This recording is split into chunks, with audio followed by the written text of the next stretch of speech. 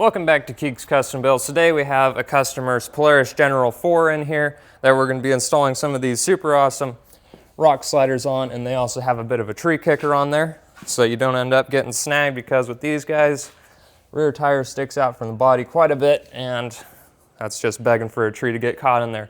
So with that out of the way, you can see these rock sliders are really high quality. All the welds are perfect on every single one of these. I'll tell you more about the company later on. It's veteran owned, veteran operated, super cool bunch of dudes who build these. So with that out of the way, I'm sure you guys want to see these installed and not just me yammering away. So I'll show you what comes in the kit to put these on. Now this is what comes in your kit. You have your two sliders, of course, two different mounting options, some really nice bent and twisted fabrication stickers, and also your instructions that tell you which mounting system to use. So what we're doing, we're going to be using the through bolts, but if you don't want to pull the skid plate and go through that whole mess, you can use these L bolts right here. So I'll show you how to install these real quick, but I'm going to be using these ones here. Now for the L bolt mounting right here, you can see that has a smooth section with a hole in it right there, and that's what the silver bolt is going to go into, just like that. So that's what it's supposed to look like. Now, since I'm not going to be installing these rock sliders with the L bolts, I'm not going to be drilling out this T40 hole, which is what you have to do to thread this bolt through, because as you can see right now, it just threads into the rocker panel, and that won't work for us because we're going to be putting these T40 bolts back in there to make it look pretty close to factory. So what you do is you take it like this, and if this hole is drilled out, you'd pass it straight through there and then thread it in to the end, and that would be mounted up and ready to go. And you just put your rock slider up on there and use the washer and nut to hold it all on there, just like that. And that would be one bolt installed with the rock slider on there. But since bolting it onto the wall of this is not going to be as strong as bolting it all the way through, so if you're going to be rock crawling and stuff, you're going to want to use the through bolt kit for the extra strength. So now I'm going to show you how to get these through bolts in. First, we're going to have to take off the skid plate. Now we're at the front of the car, looking towards the back over there. So I'm going to go ahead and pull out all of these bolts that are holding on the skid plate.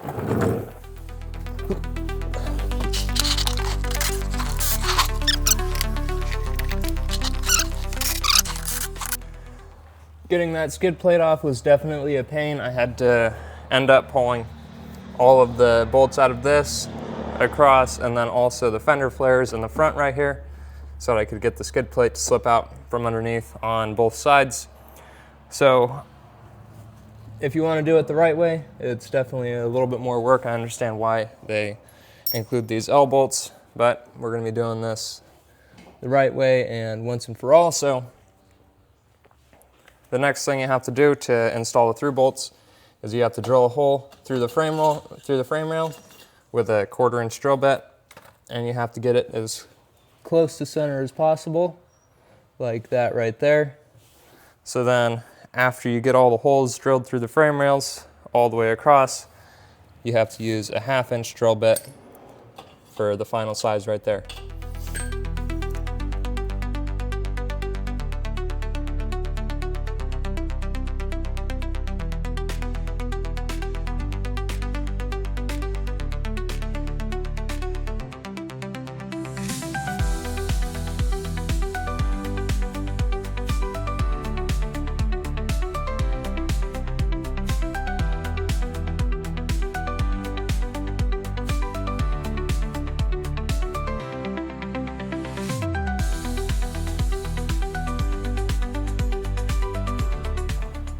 Now drilling out all those holes went fairly good, except for this one and then the same hole on the other side. And that's because Polaris can't seem to figure out whether to align the tubes on their chassis or what. But like this hole right here is straight through, and it went into the side of one of the tubes that goes straight across. And then on the other side, this hole is perfectly straight across, but you can see it completely missed the tube and went into the top of the bracket right there. So if you're doing this, keep an eye out. You're probably going to have to use a Dremel with a tungsten bit on it. I have one right here, just like that. It just spins and eats away at the metal pretty quick. So I was able to move the hole down a little bit, which now puts the bolt crooked in there. But anyway, the holes are made. Everything is going to line up fairly well, I hope. So I'm going to go ahead and get them set up here now. Now let's see if that rock slider fits on there. I already know because I test fitted it, but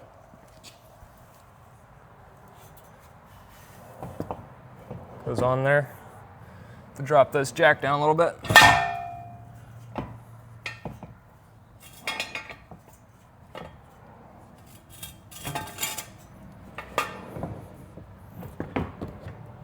Everything lines up, so I'm going to go ahead and put one of the bolts in. It goes through the slotted hole right here, just like that.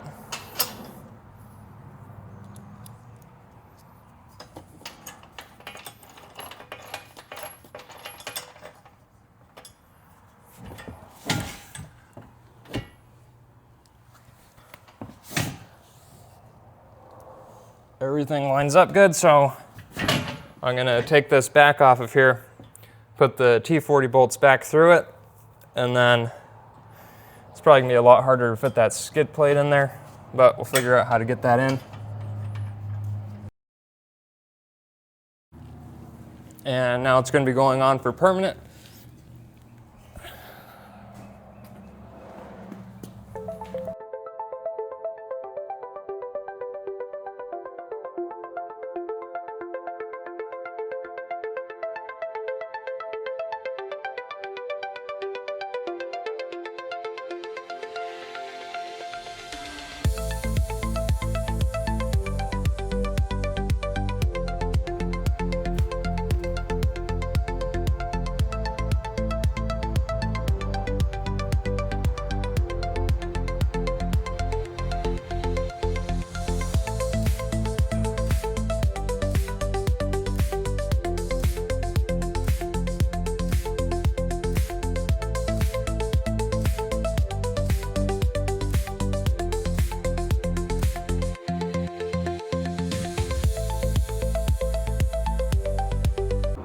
All right, so we got another problem here on this last bolt here.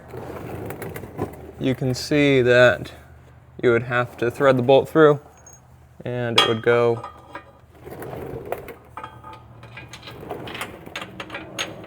like that. See if the camera will focus, there we go. And you can see that it lines up straight on the edge of the tube right there. So without doing a lot of modification, cutting out the side of this tubing, we're not going to be able to put a nut on it, which means we're going to have to use an L-bolt. So that is super nice. Remember, the other side is completely different. The bolt hits this side of the bracket, so this frame is not square at all.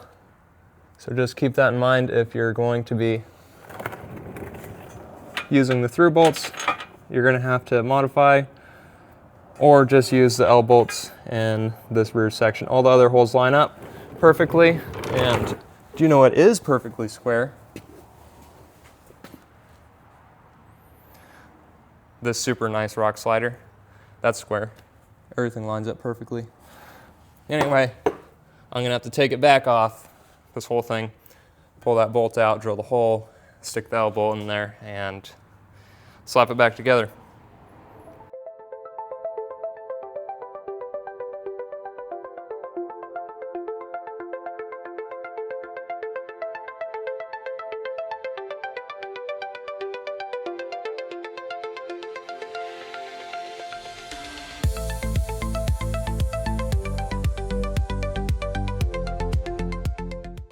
Everything went perfectly on this side. You can see it's looking really good. I did use another L-bolt right here just because I didn't want to mess with trying to trim that all out and make it work. It's already just a farm rig, so it's realistically strong enough. But it all looks super nice. I'm going to leave it loose. It's loose right now. till I get that skid plate stuff back up in there. So I pulled it out in one big piece, which was probably making it a lot harder than it needs to be. So I'm just going to take it, unbolt it. It comes in two pieces. Then I'll be able to fold it up like a taco and stuff it up under there. Hopefully that'll work out better. So I'm going to go ahead and unbolt it and get it all ready to stuff up in there. Now for how I got everything tightened up, I recommend getting these all the way tightened up, including these bolts, before putting the skid plate on.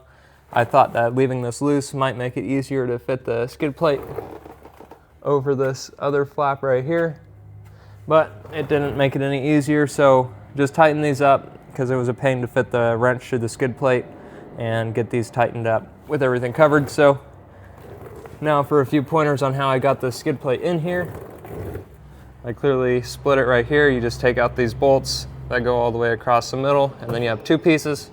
It's a whole lot easier to work with, and I recommend having two people. So you can do it with one, but it's a big pain. Next, you need to get all of these tabs fixed and put over. Like this one still needs to be put on top of a metal tab right in there. This side over here already is fit over it. It's a pain to get them off and it's a pain to get them on, but it holds it up there pretty well.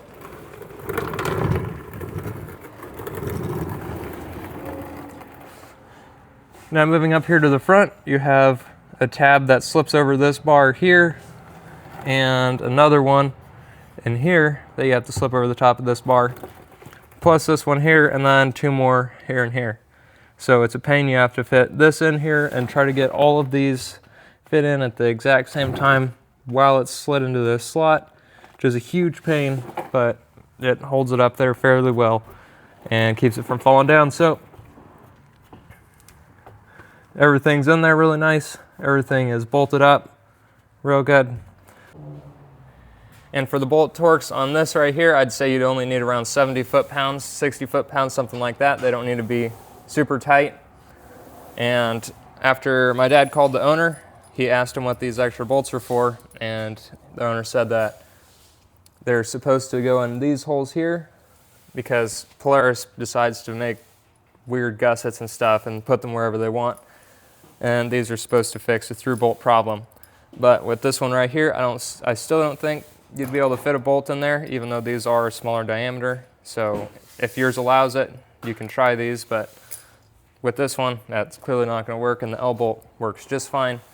So everything is looking absolutely awesome on these. You can see the primer, or you can see the powder coat is absolutely perfect. No scuffs or anything. That's just a little bit of dirt I didn't clean off there. Coming over to this side, you can see everything tucks in there super well. Like it only hangs just a little bit below the skid plate there, and everything is super tucked in and nice. You can see all the lines are perfectly straight and everything, which is really nice. Bent and Twisted also offers a whole bunch of different varieties and tubing thicknesses and all kinds of different things if you want to have a rock crawler type rock slider. Like if you want it, they'll slide an extra tube inside of this one, so it's double wall, and then it's extra strong and you literally can't break it. You'll break your machine before you bend it. And you can also get American flags to fill in these open sections. They got absolutely anything you could pretty much want. You can have custom powder coat or no powder coat at all, so you can paint it yourself. Plus, the owner of Bent and Twisted is a Marine veteran, and he hires veterans to build these. Everything is made 100% in the USA that they sell. So if you want to support America, you want to support your veterans, make sure to buy from them. They make some really nice stuff. The attention to detail is absolutely perfect, including in the spots that you'll never see, like right here on the back. Check out those welds. These things are just absolute top shelf. So if you want awesome products from awesome people. Also, I'm going to note that I am not sponsored. I'm not making any money from this video. This is just helping out Bent and Twisted because we use them as our supplier for all of our rock sliders, bumpers, everything. When a customer wants something, we always tell them that Bent and Twisted is the way to go. So if you guys want to stick around for a second longer, I'll go inside the shop and I'll show you a few of the different designs that they have for different rigs. They also have them for pretty much every single different side-by-side except for Kawasaki H2s, I think. So pretty much everything else is they make. So I'm going to go inside and show you some of the other designs they have. These are the few of the other versions that they offer. This is for Razor 4.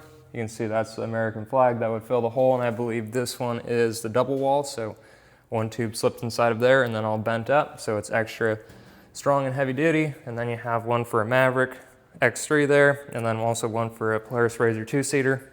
So they go from simple all the way to crazy designs. So there's going to be something for you. Now I'll head back out to the shop. Now I'm sure you can tell, unlike my other videos, I'm fairly uncomfortable filming this one. That's because I haven't really pushed any products before, and I've never been making videos for friends or other people, so I mean, that's why I'm fairly uncomfortable doing this. But this is a really awesome company, really great people. That's why I'm doing this video for them. So if you guys want to check them out, make sure to go head on over to Bent and Twisted Fab right here, bentandtwistedfab.com. They're really cool people. Make sure to give them a check out, as 100% USA made. You just can't beat that, especially if you support America. Now for how you guys can help me, just smash that like button and leave a comment, and if you want, subscribe also. That really helps. Plus, I think the biggest thing that you can do for the YouTube algorithm is just watch the video all the way through, because that pushes up the time watched, and then it pushes that video even further. Thank you all for watching. Like and subscribe. Keeg out. Now, as a little bit of an afterthought, the next one we're going to be building is a Maverick X3 Turbo RR. So we're going to have a rock slider and bumper at least ordered from them and put on there. So if you want to check that out, that video will be coming out sometime soon. Plus just a whole bunch of other interesting stuff that we're going to be doing to it.